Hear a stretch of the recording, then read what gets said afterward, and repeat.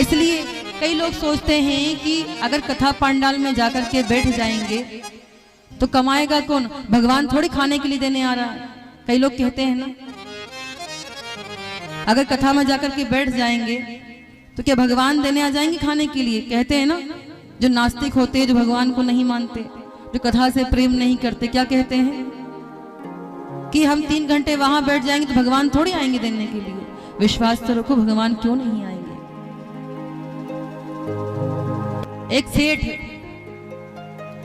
हरिद्वार की एक धर्मशाला में आया घूमने के लिए। क्या करने के लिए? घूमने के लिए आया।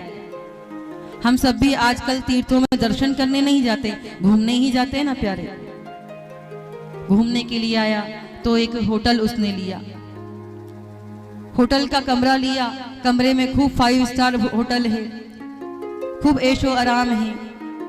गया उस होटल में, सोया। बगल में ही एक संत का आश्रम था। तो भैया देखो, जब संसार के सोने का समय होता है, कोई 2 बजे रात को सो रहा है, कोई 3 बजे रात को सो रहा है। जब संसार के सोने का समय होता है तब संतों के जागने का समय होता है, क्योंकि संतों का नियम है कि वो ब्रह्म मुहूर्त में सूर्य उदय से पहले उठते हैं। अब वो घूम घाम करके आया और आकर के सोने के लिए तैयार था कि अब सोना है, और वो सोने ही वाला था। तो पास वाला आश्रम था, वहां संत के जागने का समय हो गया। और जब जागने का समय हुआ तो संत करताल लेकर के भजन करने लगे। और क्या कह रहे हैं? नारायण भज मन नारायण, श्रीमन नारायण नारायण नारायण। भज मन नारायण, भज मन नारायण नारायण नारायण। श्रीमन नारायण भज मन नारायण, श्रीमन नारायण नारायण नारायण। श्रीमन नारायण, ताली की सेवा करते हुए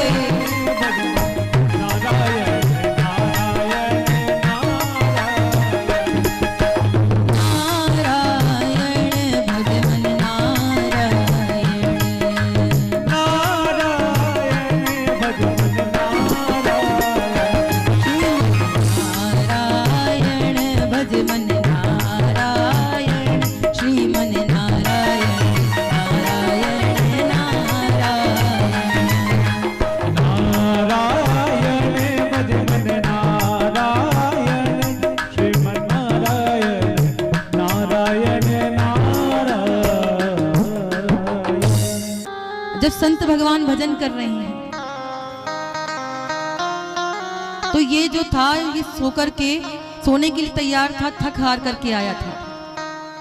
सोच रहा है कौन ये भजन कर रहा है, मेरे सोने का समय है, ये सोने जाए और वो बार बार संत भगवान कीर्तन कर दे। 1 घंटा हुआ, 2 घंटा हुआ, परेशान हो गया और तमक करके गया संत भगवान के पास में। बंद करो अपना ये कीर्तन गाना बजाना, सर में दर्द होने लग गया है, कब बंद करोगे, मुझे सोना है, थक गया हूं मैं।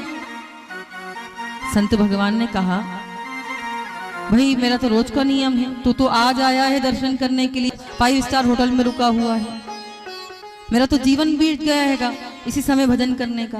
मैं रोज उठता हूँ, कीर्तन करता हूँ। बोले किसका नाम ले रहे हो? बोले भगवान का नाम ले रहा हूं। कौन से भगवान? नास्तिक था, भगवान को मानता नहीं था। पूछा कौन से भगवान का नाम ले रहा है तू? संत भगवान ने कहा कि जिसने तुझे बनाया है, जिसने तुझे बनाया है उस भगवान का नाम ले रहा हूं मैं। तो वो जीव कहता है, वो सेठ कहता है कि कहां है तुम्हारा वो भगवान? ये 3-3 घंटे बैठ करके भगवान का भजन कर रहे हो, इससे अच्छा तो काम करो जा करके, तो पैसा आएगा। ये भगवान का नाम लेने से पैसा थोड़ी मिलता है। तो संत भगवान ने कहा कि भगवान का नाम ही पैसा देता है और धन देता है और संपत्ति देता है, विश्वास करके तो देखो। बोले क्या तुम्हारा भगवान अगर मैं भोजन नहीं करूंगा तो क्या कमा के खिला देगा? क्या कहा उसने? इस बात को ध्यान से सुनिएगा प्यारे। क्या कहा कि यदि मैं नहीं कमाऊं और चुपचाप शांत बैठा रहूं तो क्या तुम्हारा भगवान आके खिला देगा? उस व्यक्ति ने संत से पूछा। तो संत भगवान ने भगवान के नाम पर विश्वास रख के कहा कि हाँ, अगर तुझे विश्वास है ना प्यारे तो मेरा भगवान तुझे खिला देगा। तो कहा कि ठीक है। तो फिर शर्त लगी हमारी। शर्त कैसी? कि मैं कुछ काम नहीं करूंगा, एक स्थान पर बैठा रहूंगा और अब देखता हूं कि क्या तुम्हारा भगवान आके मुझे खिला देगा। तो संत भगवान ने कहा ठीक है, लेकिन अगर तुम्हारा भगवान मुझे खिलाने के लिए नहीं आया तो तुमको ये भजन कीर्तन सब छोड़ना पड़ेगा और आज से तुम भजन नहीं करोगे।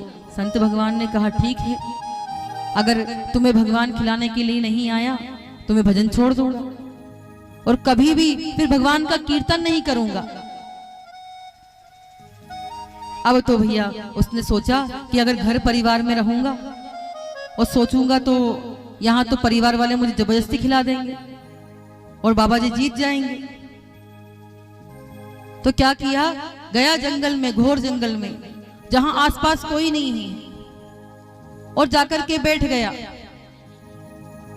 एक जंगल में एक पेड़ के ऊपर गया और पेड़ के ऊपर जाकर के बैठा। ऐसा पेड़ जो घना है, जिसमें कोई दिखाई ना दे,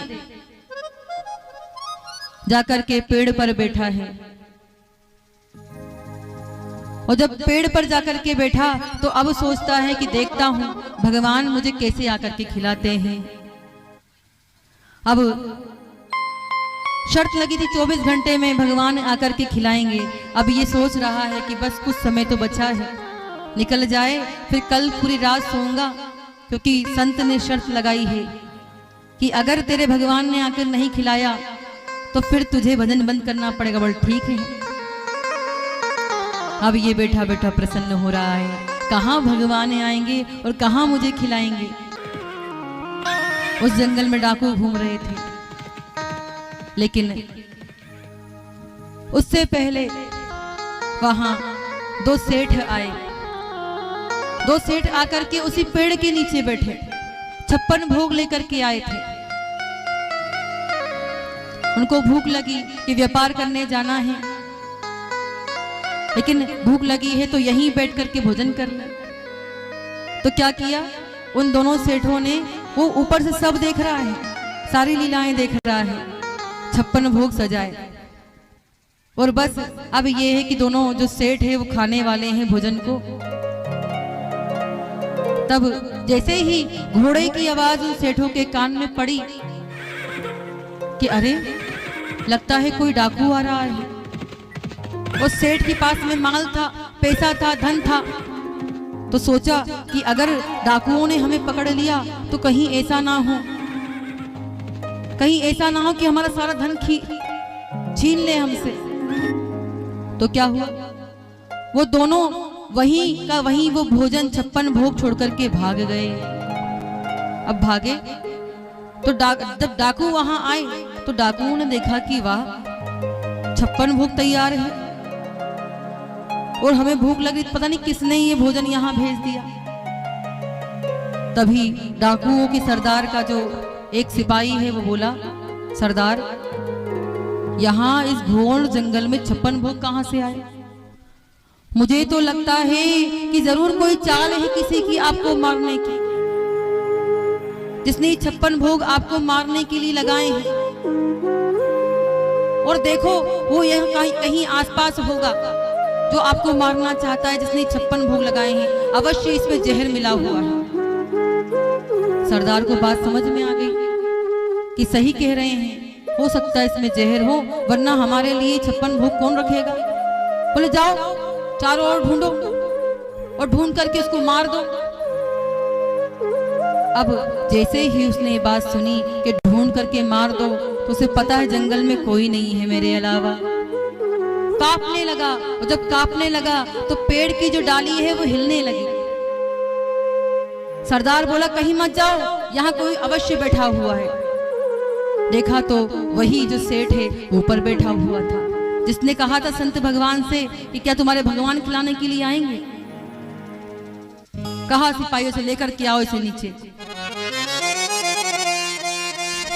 डाकुओं को सरदार बोलता है क्यों, ये 56 भोग तेरे ही है ना, तूने ही इसमें जहर मिलाया है हमें खाने के लिए, हमें मारने के लिए।